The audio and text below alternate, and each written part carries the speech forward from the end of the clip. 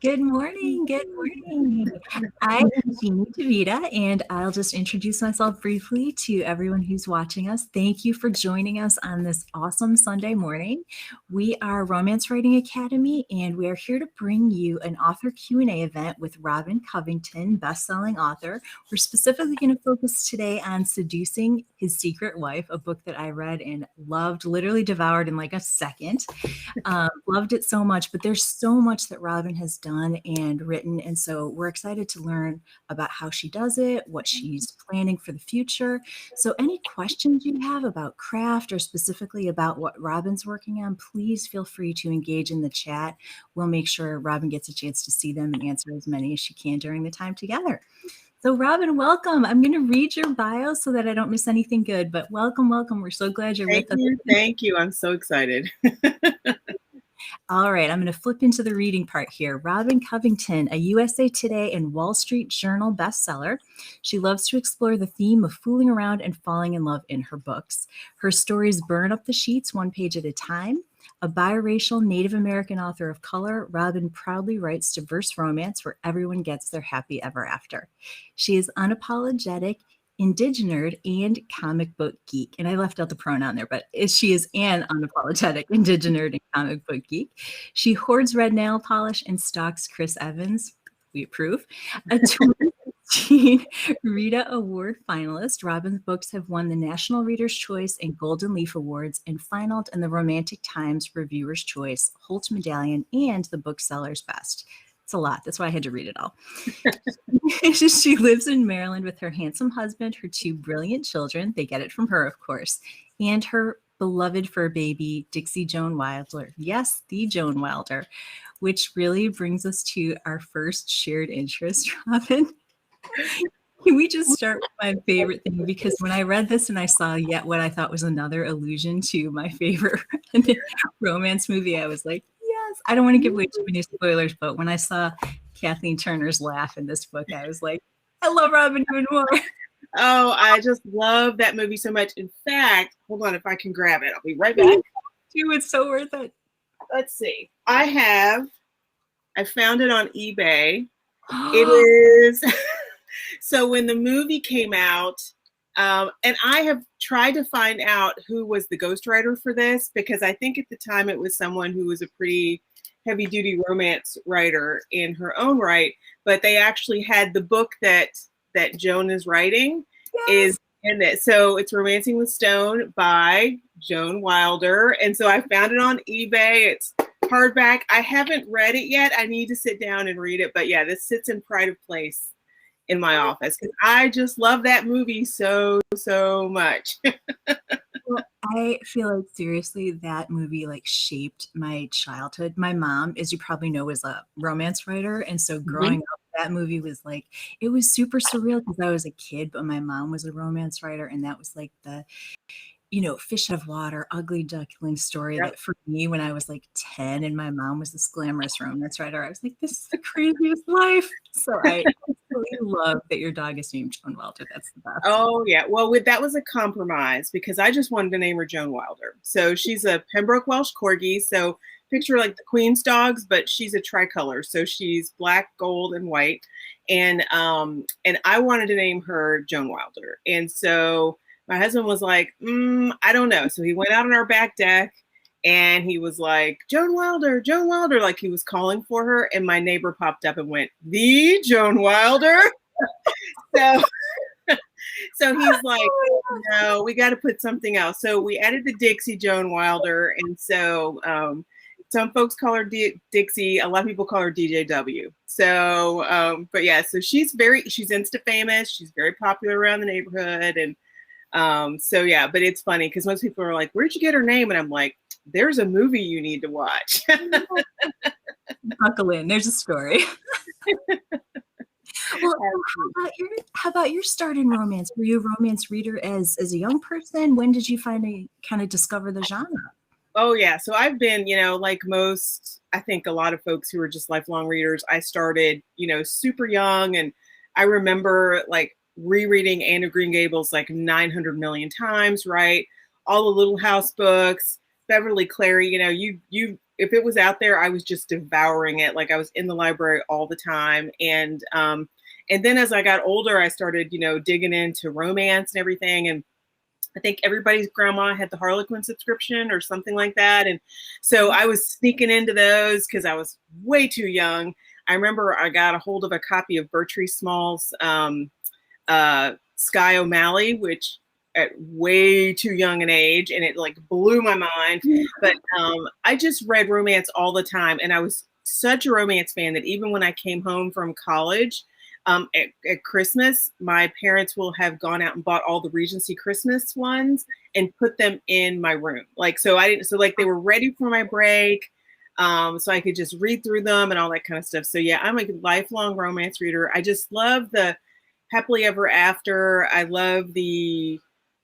just love the characters. And I started reading when it was like the old school, like Julie Garwood, Jude Devereaux, Joanna Lindsay, all that stuff, and just love those so much. And even though they're, problematic now, I still love to go back and reread them because the craft was just amazing. I mean, like these were people that could write stories that just grabbed you, right? And you just loved the hero and the heroine, and you just had to keep turning the pages. And there's something just magnificent about their writing craft and their style. And so I was always a huge romance reader. And then I started dabbling in writing on the side, mainly through fan fiction.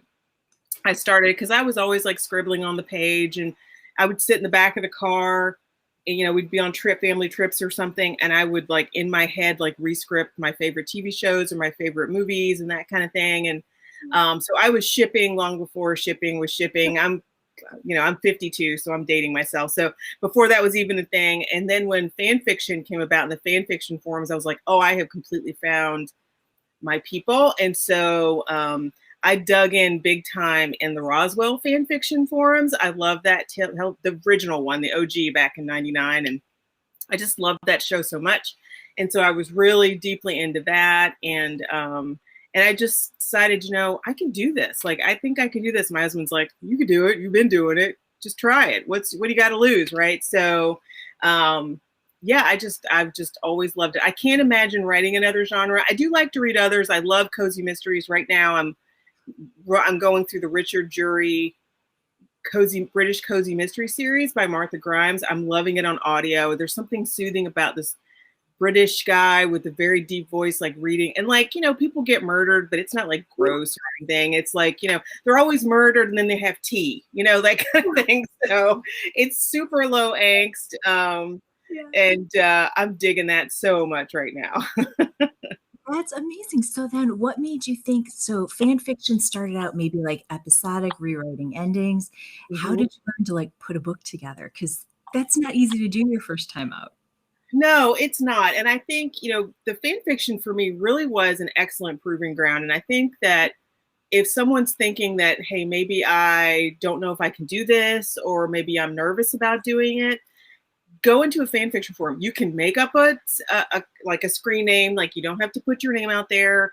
So you've got that security of anonymity a little bit. And the one thing that I really learned from fan fiction was the immediate feedback, right? You put up a chapter, you put up a couple chapters, you get some trolls for the most part, of people who are just slamming people for no reason and being jerks. But for the most part, folks were really great, especially other folks who were writing in the forum. They were excellent about offering feedback. Like, we are loving these characters, but this chapter was really slow, or felt like nothing happened. And so, it kind of, that for me was kind of like my training ground, like little training wheels, right? To figure out, like, is the story that I'm telling compelling? Is it grabbing people? What works and what doesn't work? And, and then, I knew I was hitting on something. People were like, we love your voice. We can't wait for the next chapter, that kind of stuff. And because I think writing really is like a muscle, like developing a muscle, just like folks who train for triathlons or for the Olympics or whatever. It's the same kind of thing. You have to keep, reading, learning, but most importantly, doing. You have to keep writing because it keeps your muscles strong.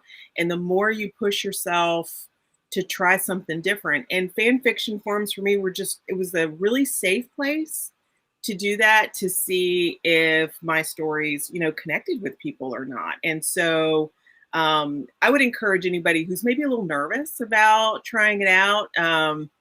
I do book coaching now with folks, like author coaching, and that's one of the things I tell folks. I'm like, look, you know what? Go put a short story out there and see, so it's not just I'm not the only one in your head going, you've done a really great job on this. We've worked through edits and we've done this, and so because that feedback is really great, and also it toughens you up for harsh reviewers, right? So because you're going to get those folks who are just going to be, kind of trolly, or maybe they just don't say things as politely or as as respectfully as they could sometimes, and it kind of toughens you up for that as well, because you're going to get that. I mean, once you write a book, it's not yours anymore. Once you publish it, it's out there and it's for other folks to consume, and how they react to it is their own experience. And if you're going to be someone who reads your reviews, you've got to toughen up a little bit, because not everybody's going to love it. Not as much as you do. And sometimes reviews are just, you don't even understand why people loved it, but they gave it 2 stars. You're like, well, where was the love in the star rating?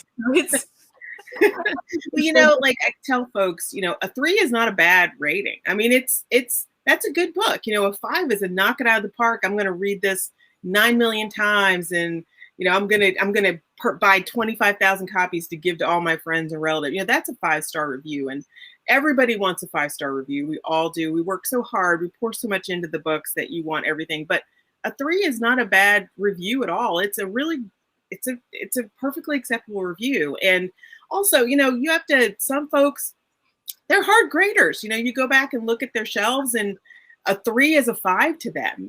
So it's just kind of. You just got to take it as it comes, and let people have their experience, and then just let it go. And if you just can't stand the reviews to read them, enlist a couple of your besties to go through and have them just pull the good ones, right? The only 5 stars, and feed them to you so you can have them for quotes or whatever, and just kind of protect your soul and your writing soul from that space if it's not something you can do. Exactly. Ride the positivity, and then if there's constructive, because sometimes reviewers do hit on things that you might learn from, but Yep. it may be phrased in a way that's real tough to take, real hard to take. And I think sometimes it's hard to take when people are bringing up stuff in reviews and you're like, you know what, I thought in my gut that was a problem when I was writing the book, and I either thought I fixed it, I clearly didn't, or something like that. And that's that's a hard realization, but you just have to roll that into what you're going to do on the next book, and try to keep moving forward and being better and better with each book. Well, and I love that you said, because I do think this is such wise advice for folks, is it's like a muscle. It's not this magical thing that only people I mean, I can imagine I could not have ever been a ballet dancer or an opera singer. It was never in the cards. But learning to write is not, something that you have to start with this sort of special gift. You can study, you can read, and you can improve. Yep. And now with online opportunities, you could get an MFA, you can take creative writing classes, either through a writing chapter or a writing club, or online from a university. So there's lots of ways that you can get started. And I just tell folks, if I can do it, you can do it. I mean, I write full time for my day job. I'm an attorney, so I write all the time, but it's a different kind of writing.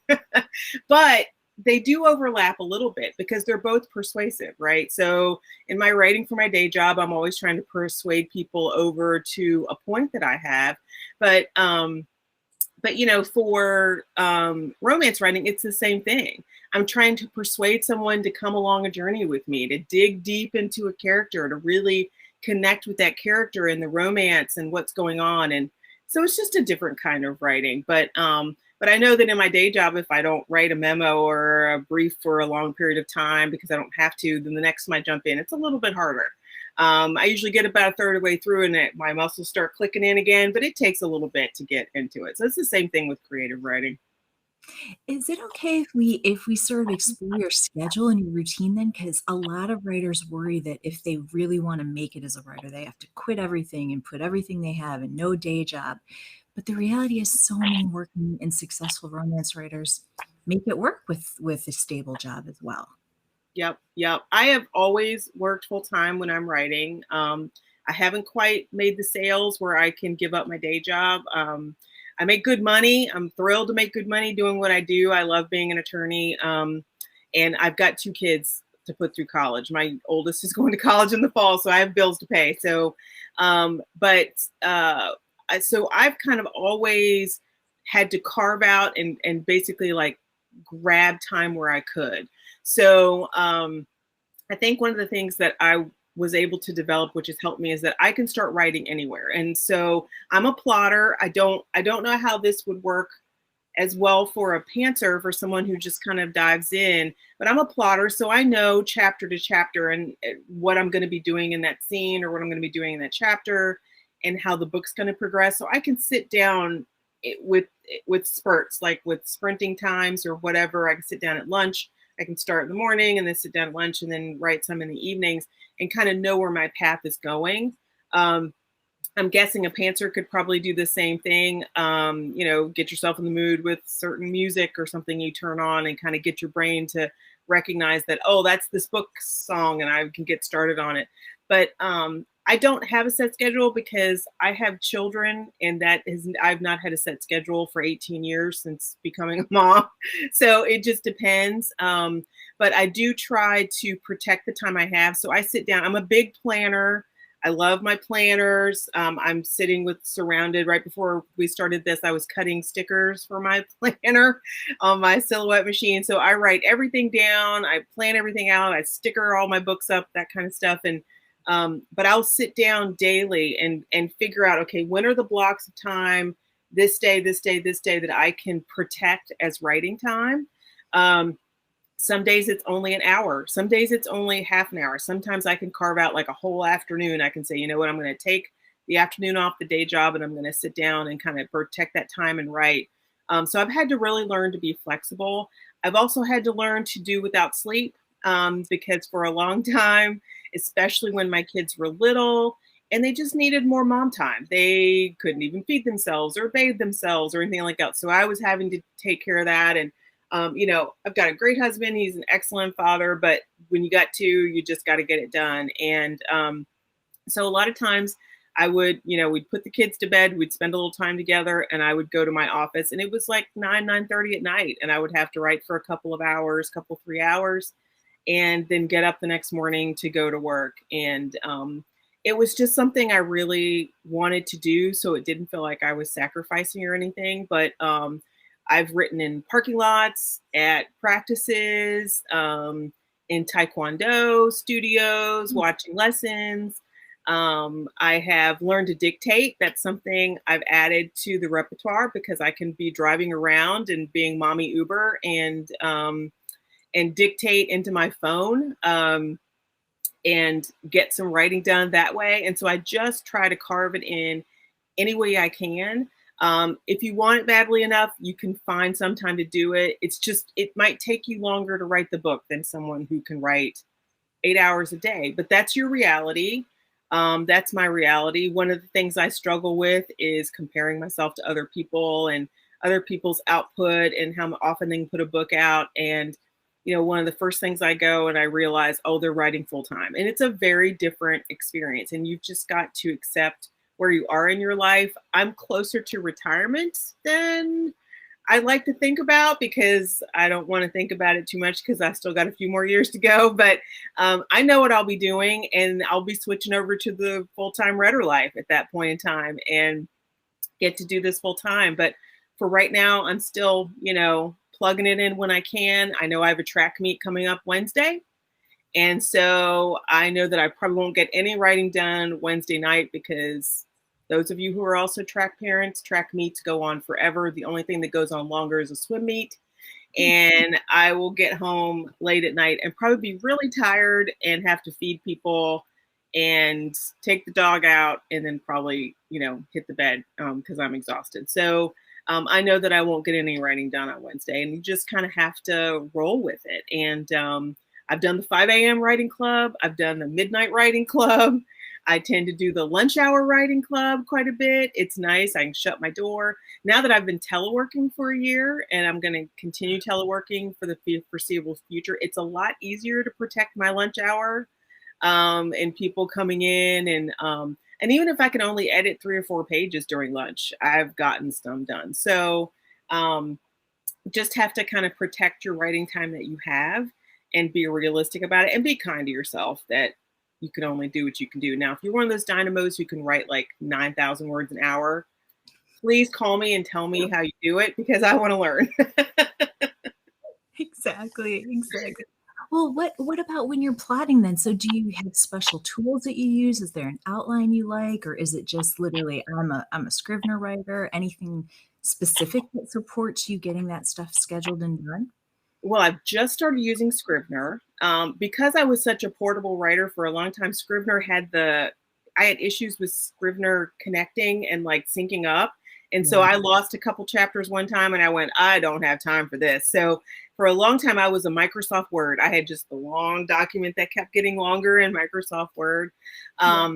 But when I plot, I usually start the first thing that comes to me, and it's always been this weird thing, is that the first line of the book usually comes to me when I'm writing. Mhm. And then I try to figure out who is saying this, why are they saying it, what is the context of why they're saying it. And when I first start plotting, I have one of those big sticky note boards, the kind that you can rip the pages off, like in meetings and stuff, and stick them on the wall. I have Yeah. one of those propped up, and I will just throw ideas up on it. I have tons of small post-it notes everywhere. I'll just write ideas down. But I tend to create like an outline, like templates I use, kind of know where I plug and play, where I'll do goal, motivation, conflict for each character. I have an archetype. I usually base my characters, I start using archetypes for them, and I'll plug and play that in there and just let it build and build and build. And then I do have a chapter by chapter, scene by scene outline, which usually I end up deviating from for about 25% or 20% when I'm actually writing the book, but it gives me the framework of how, where the book's going to go and where the beats are and that kind of stuff. And, but yeah, I'm a paper person when it comes to that. And then I put it all down in the computer so I can, and putting it in the computer kind of helps me run through it again. It gives me like a gut check on things, whether they're working or not. But I think because I'm a little old school and I like pens and papers and notebooks and, stickers and all that kind of stuff, I start longhand first and just kind of like, I used to have pages upon pages. And it's funny, my husband looks at them sometimes and he's like, if anybody had to write a book off of these notes, like for you, they couldn't. He's like, what does this mean? It's like, they'll say something like Chinese food and necklace and, you know, circus training. He's like, what does that even mean? I'm like, I know what it means. It's this, that, and the other. And he's like, okay, glad your brain works that way. So, but it's a big jumbly mess until I get it in the computer, and then I transfer it all to Scrivener right now, and I'll like lay out each chapter so that when I look at that little side panel with the little note card thing, I'll know exactly where I'm going and that kind of stuff. But yeah, I'm a heavy duty plotter. I have to just think through stuff a lot. I have to kind of analyze it from every angle and try to work it out before. And I find that I've found in the past that when I've not done that and I've tried to jump in, it doesn't work. It's not my process. And everybody's got their own process. Elizabeth Essex, who writes historical romance, she's amazing. If you've ever gotten to talk to her, Liz is fantastic. And we were at a conference one time and we're just hanging out in somebody's room. And I was like, so what is your process? And she's like, oh, I'm a pantser and I start now. She writes historical romance. So it has to be accurate, right? Like I can make crap up for the most part, right? I mean, like I'm in modern day and there's a lot of things you have to have factually right, but their setting and stuff, I can just roll with it. And, but she's got to have historically accurate. And she's like, oh, I'll sit down and I'll just start typing and I'll write like, 50, 100 pages, and then I'll figure out what the book's about. And I'm like, oh my gosh, I'm practically breaking out in hives. I can't do that. Like what? And I said, then what do you do with the 1,500 pages? She goes, oh, they usually get thrown out. Like at a page 101 is when she starts. And I'm like, you are amazing. I don't even know how you do that. And her books are fantastic. And she's just great. Like, so it's a completely different process. I could never do it. If I tried to do that, I'd be in a panic attack all the time.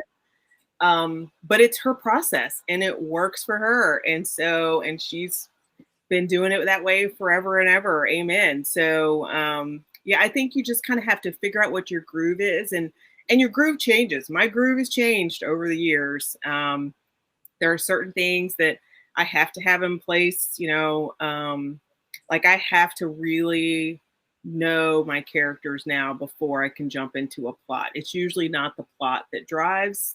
It's usually the characters for me. And I find that when I try to do it the opposite, it just doesn't work. But at the beginning, it was plot, right? It was easier for me to figure out the plot for the book than it was to figure out the characters. And now that I'm much more tuned in to the character side of it. So over, and who knows, in 10 years, it might be setting for me, or who knows, but yeah, I have to really, really know my characters, because I have to know how they act, and I have to know how they're going to react and what they're going to do and what they're not going to do. And otherwise, I found myself changing the plot quite a bit. I think it got very frustrating for me to do that.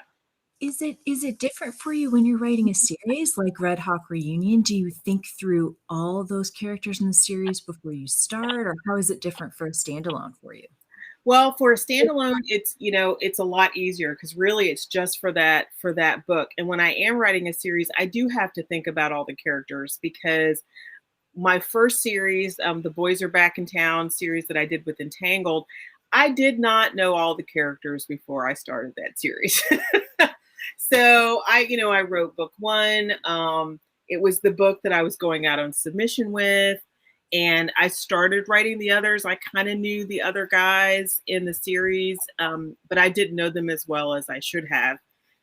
And I realized that by around book three, I had written myself into a couple corners that I wish I hadn't. And so, like, for instance, I wanted this to be like a real found family, these kind of four, not brothers, but not brothers coming together. And I basically made them all single children, or or people, or like the one guy who had a younger sibling, she ended up with a guy in another one of the books. And so I get to this end, and I really couldn't expand the series or go anywhere, because I didn't have anybody else around. So, and that was a rookie mistake. And but I also, I put them into like personality traits that I wasn't really crazy about. So I had to be kind of clever about how I switched them up, and that was interesting. So now I really do think about at least those main characters that I know that are going to carry on through. If they're secondary, I can usually roll with them a little bit more. But those main characters, I really try to know who they are before I start the series, because otherwise, oh, that was painful. I never want to go through that again. Oh my gosh. So when you wrote Red Hawk Reunion, did you start literally Adam? Who is he? What is he about? How is he related to his sibling? Yeah, I did. And and he was the first one I thought of. I'd actually thought of Red Hawk Reunion because I was watching the actor Adam Beach, who is actually who I based Adam Red Hawk on. Adam Beach was in a movie with, and I'm going to forget it. It's on Netflix. I want to say I'll remember in a minute. Wonderful African-American actress, but they did this great movie on Netflix, and I was watching it, and I was like, gosh, I just love Adam Beach so much. He's amazing. And the character in the movie really just had this bone deep responsibility. He was an ex-military person. He had a bone deep responsibility for other people.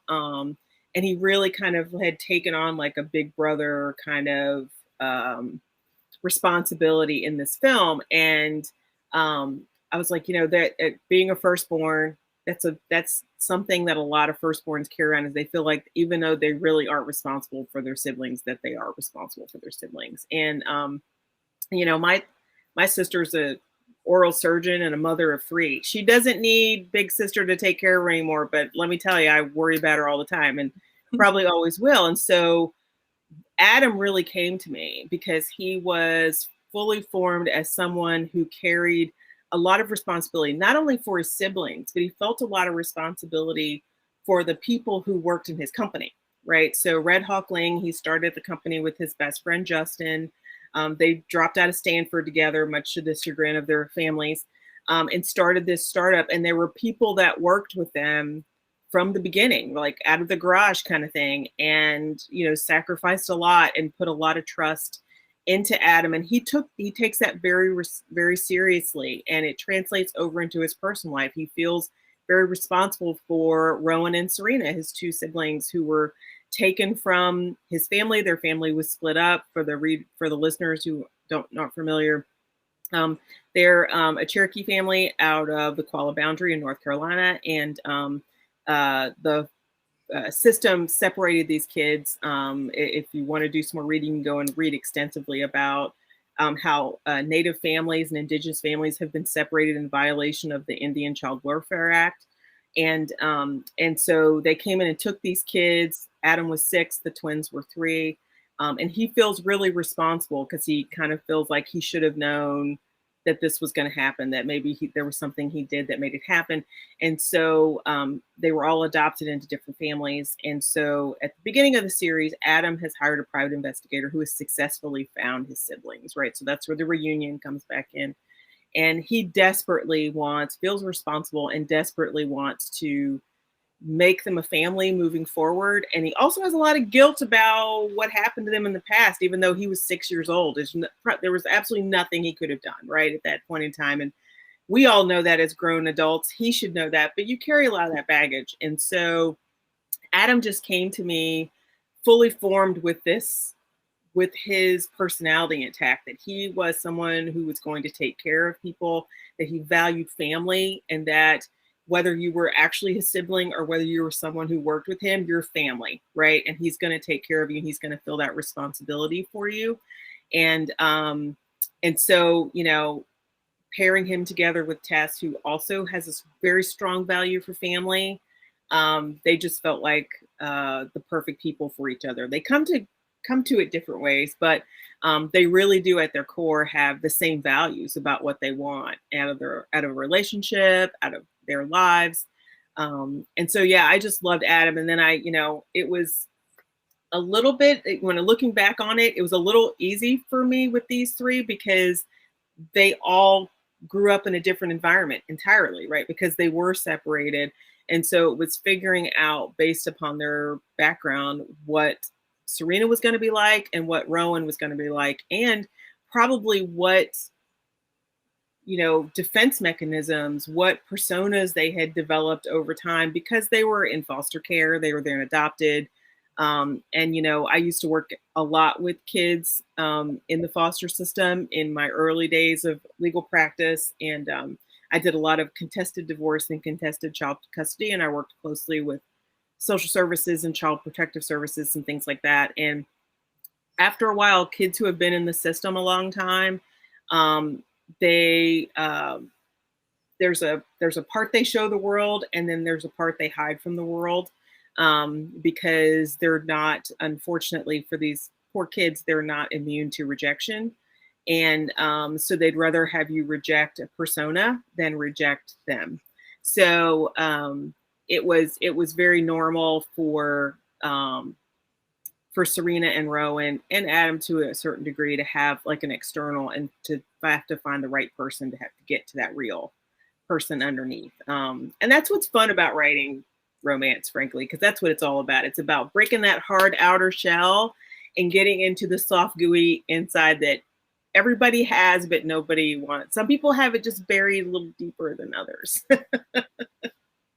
And that's one of the things that's so great about Serena too, because she's such an amazing female main character. Like, she's so tough, and she's so, just the way she comes off in the first chapter, and then the way she develops, like how she's a runner. She's, I just picture her on her Harley, but it needs repairs, so she can't even really run away on it anymore.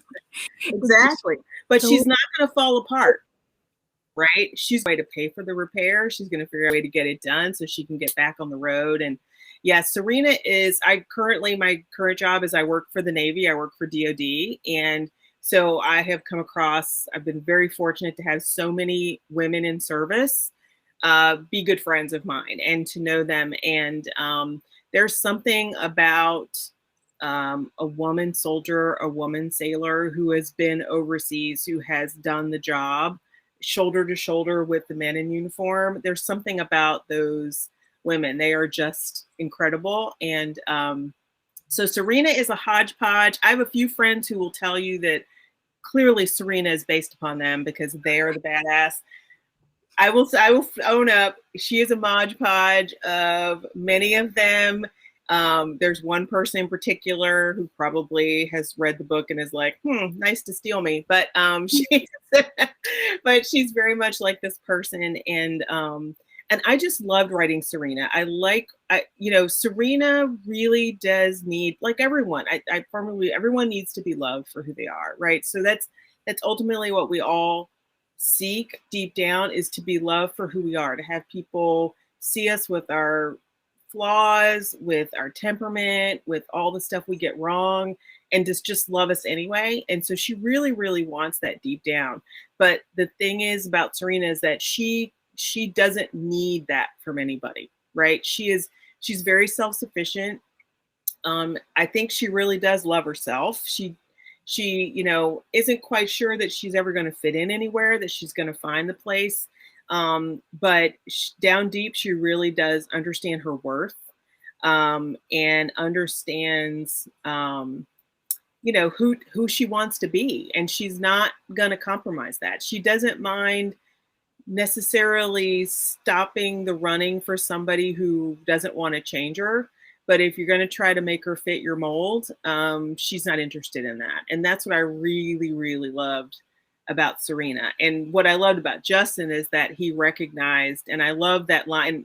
I didn't plan the line where he talks about, I'm not trying to stop you running. I just want you to run to me, right? Just keep running to me.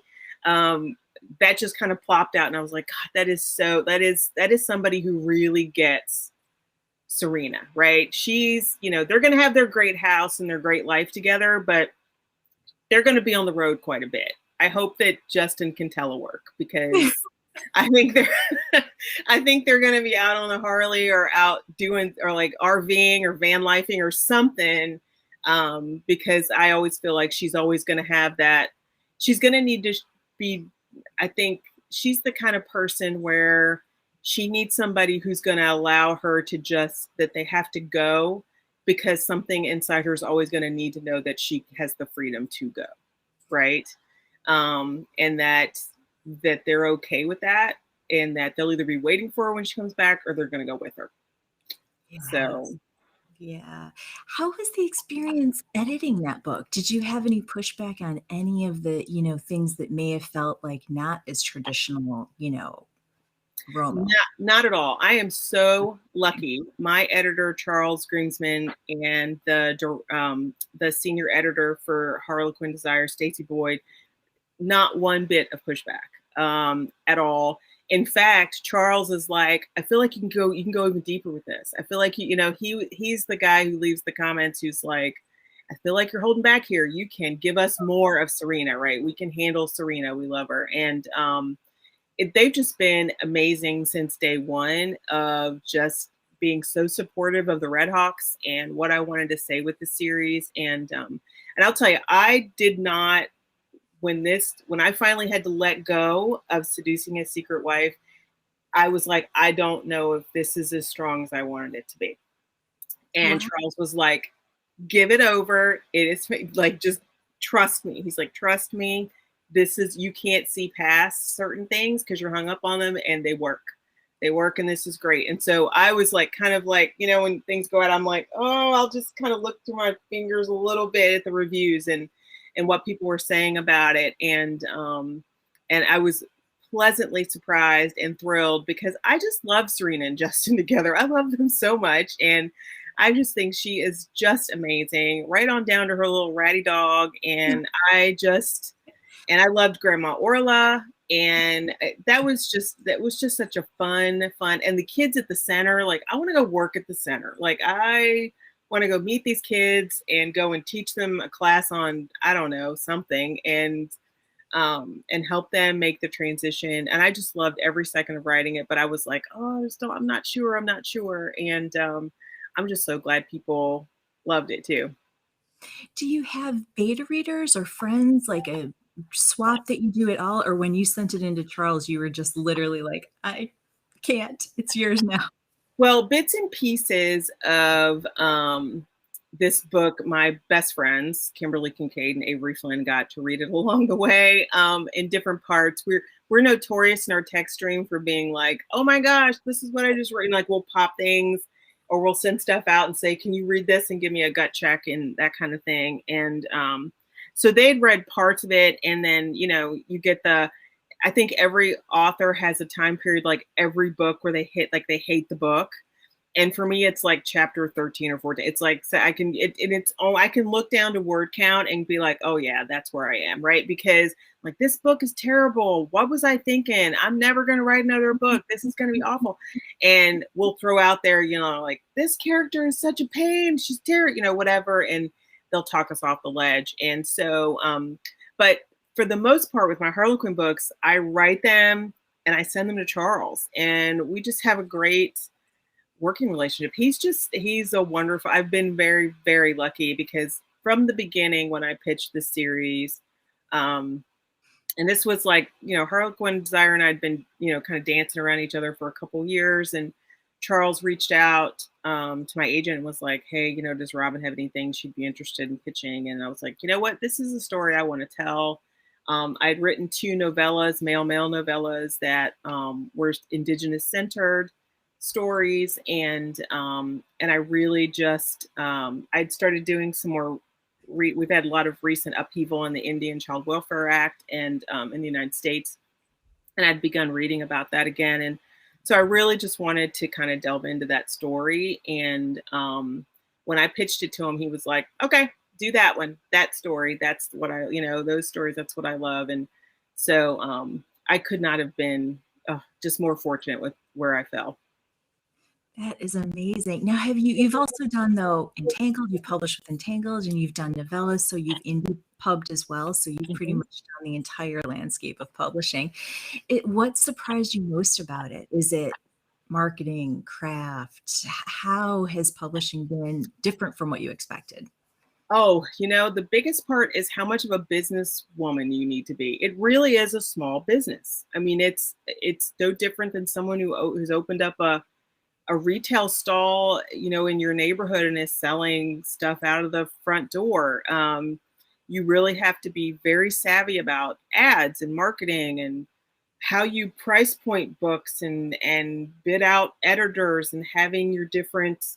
It's almost like I feel like I've had to get a degree in logistics engineering a little bit, you know, to figure out like, okay, it's got to be done here, and then it's going to go to this place and go to this person for this edit, and then the cover's got to be ready, and it's this whole thing. I'm a little bit of a planning nerd, in case you haven't noticed. And I like doing like I do like a plan of action and milestones, right? So I'm like, it's got to happen by this date to have this happen. So that kind of like makes my heart really happy. But that was kind of the surprising part, was that you know, because I went into indie because I didn't want my you know, indie is where I write books that might not fit as well with the publishers I'm working with.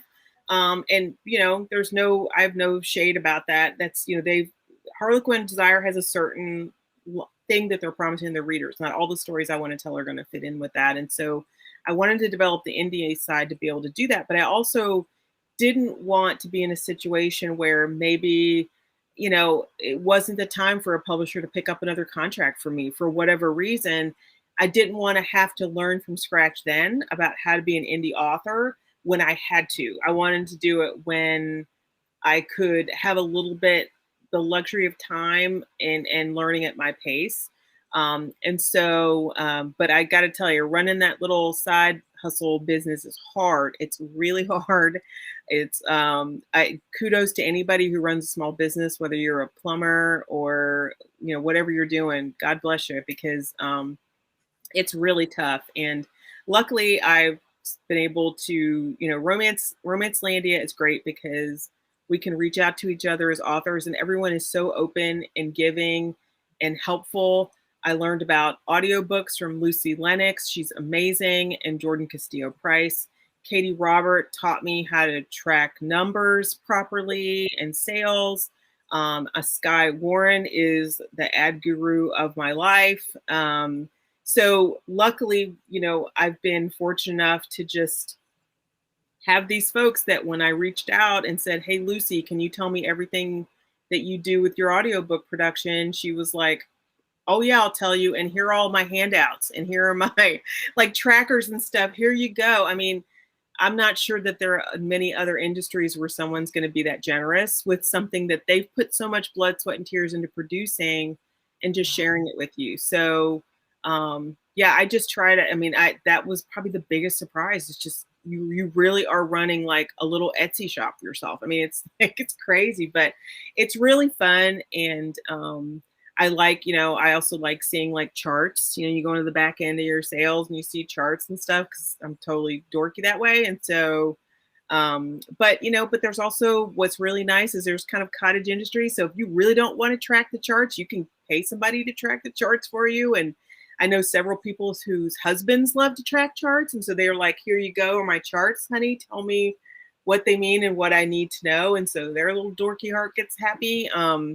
So yeah, I just think it's such a wonderful time to be a romance author because there are actually an author in general, I think, is be a creative like that. There are so many outlets that you don't have to ask for permission anymore.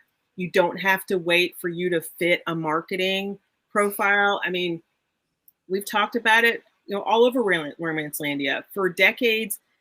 People who look like me, nobody was selling books with us on the cover.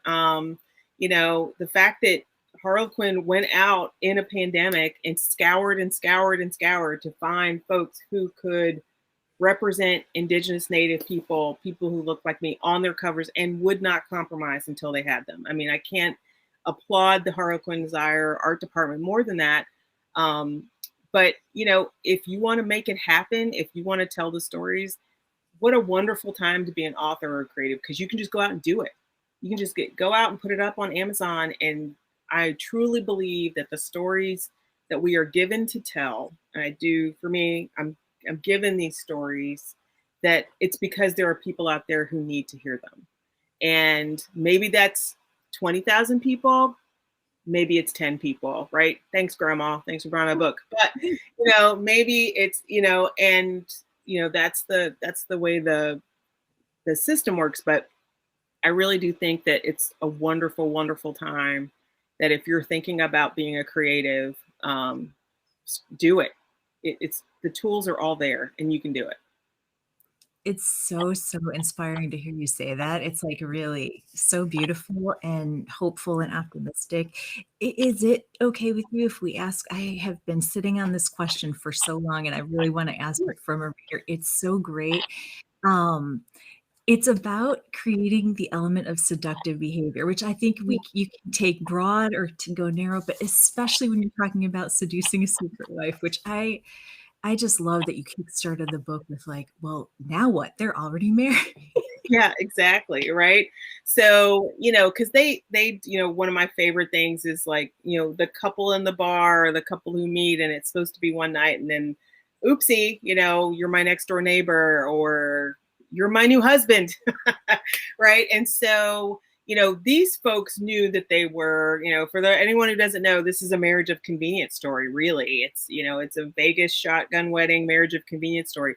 They're married. They realize because of circumstances, they have to stay married until they can very quietly get a divorce. Right. So at the beginning, they're agreed that this is not forever and ever, amen. And we're gonna do it at the right time. We don't want to sabotage things that Red Hawkling's got going on. And then, Justin first realizes that I don't know if I want this to be temporary, right? And so he has to figure out a way to get his wife to fall in love with him, right? And because let's all face it, Justin fell for her the minute they were in the Vegas together, and he was already halfway there. So, but so for me, it was really, Justin's very charming and he's very, I mean, there's a reason he's a playboy.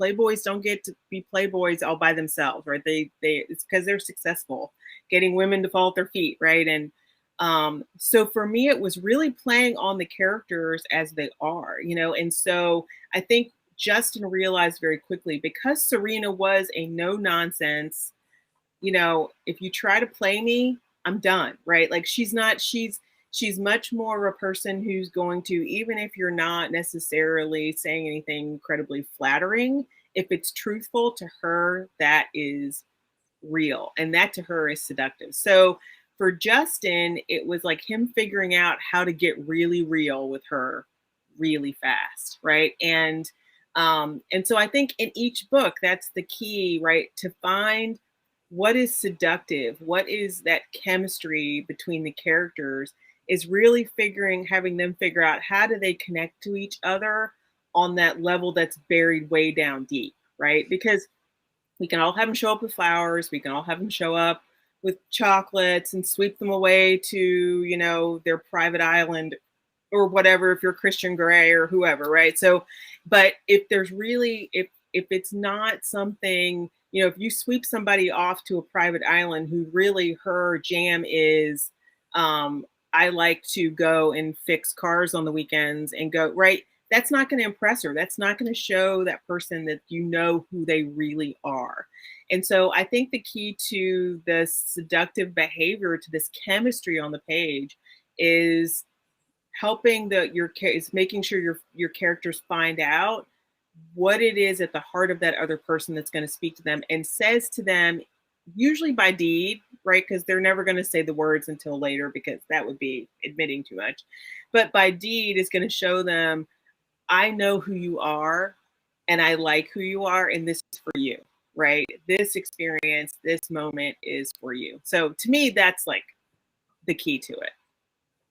And you did it so beautifully. I mean, the way you explained it, I can't even summarize better than what you said, but just specifically looking at what Justin did for Serena, the job he offered her, the most meaningful, perfect job, so that she could work and not feel like she was, taking advantage of her billionaire husband.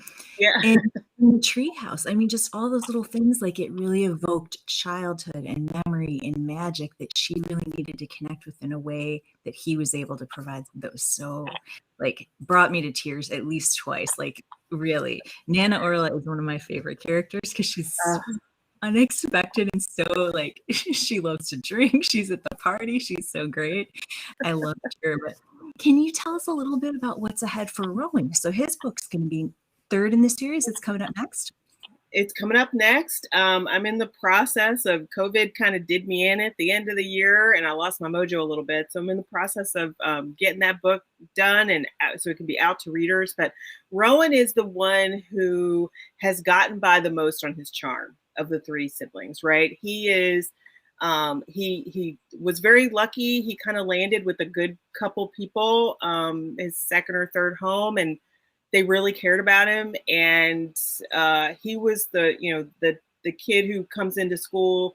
I deal with a lot of military families, and there's always that one kid in the family he's the outgoing, the court jester, the charming kind of guy, and that's Rowan, because he realized that no matter where he got put, he could make people laugh. If he could charm people, he could make friends, right? And so he kind of got into trouble, though, because he got involved with the wrong people, and he's gotten a second chance, and he's found his voice through his painting, right? He's discovered the joy of art, and he's come up against, in case anybody didn't figure it out at the end of book 2, he has been asked to paint the portrait of the First Lady of the United States, who is getting ready to not be the First Lady anymore because her father's getting remarried. He is the first Native American elected to President of the United States. It's my book. I can make up the world I want. And so, and she's getting ready to leave the office because she's getting a stepmom, and he's been asked to paint her portrait by her father. And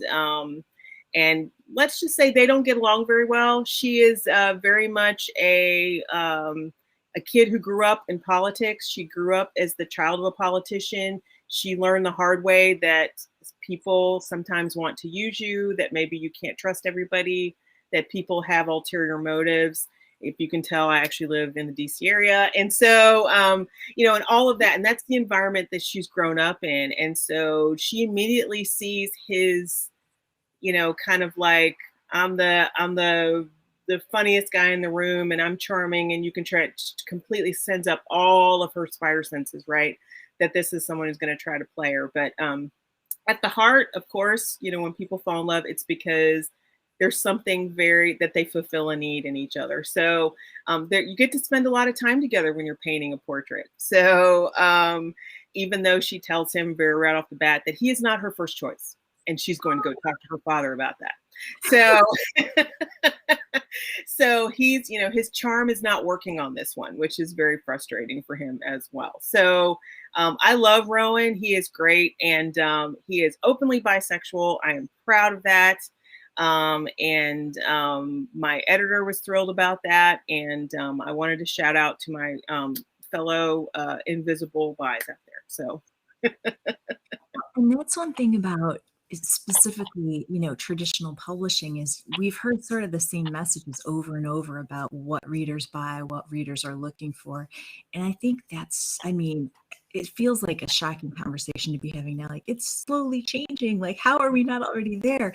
yeah. But to hear it from you, who's actually living it with your publisher, one of the most traditional that you'll find, and they're open and supportive. And so it's exciting to see that you're doing it. It's exciting. Yeah, and I think it was the right time, you know, for it. And just, you know, I pinch myself with the editors that I ended with, that they are so amazingly open to the stories I want to tell. And I think it's because they believe that that it's what people want to read, that they are people out there are asking for these stories, right? So you know, and if you look at the lineup coming up, we've got books from LaQuette coming, we've got one from Adriana Herrera coming, we've got Shannon McKenna has got, but like the folks that they're bringing in, Rowan Parrish is going to be doing the first, I think it's for special edition, the first openly gay romance that special edition's ever done. I mean, it's, you know, I think that they're just really recognizing that their readers are just dying for these stories, and that people want opportunities to see themselves on the page. And frankly, people want the opportunities to see their kids on the page. You know, like people who look like their kids, or their favorite nephew or niece, or their uncle who was always the bachelor uncle, right? Like we want, you know, there are folks who they want the chance to see the people that they've had in their life and the people that they have loved on the page getting the life they deserve. More truth, more authenticity. I mean, it's amazing. It's amazing. Yay. Well, Robin, we're getting close on time. So can I just say, please, though, this is not a book that I would give 3 stars, meaning 5. It's like a full 10 stars. I loved it. Thank you. It. And I really, I mean, I do read a lot of romance, adore it, but I whipped through this one. I loved Serena. Even what she wore to her wedding, I'm like, this is so, I love her. I love her so much. I tell you, I've been married twice to the same man. We keep renewing our vows. And the third time, I'm wearing that jumpsuit. I'm just telling you right now, I'm wearing that jumpsuit. Well, I will be hoping that everyone who watches now or in the replay will be following you on social, you know, one-clicking and buying everything that you put out, because you're amazing. Amazing storyteller, such great characters. And I'm excited personally, Rowan. I'll be waiting. I'll be pre-ordering that one. I can't I'll wait. be making sure you get a copy early. Thank you. Thank you so much for spending the time with us. Such amazing advice and insight and inspiration for writers, and even just selfishly for me. I have loved spending time with you. Oh, this has been so much fun. Thank you so much for having me, and just all the good things to you and everybody watching. Amazing. Thanks, Robin. Thank you. We'll talk to you soon. Alrighty. Bye-bye. Bye.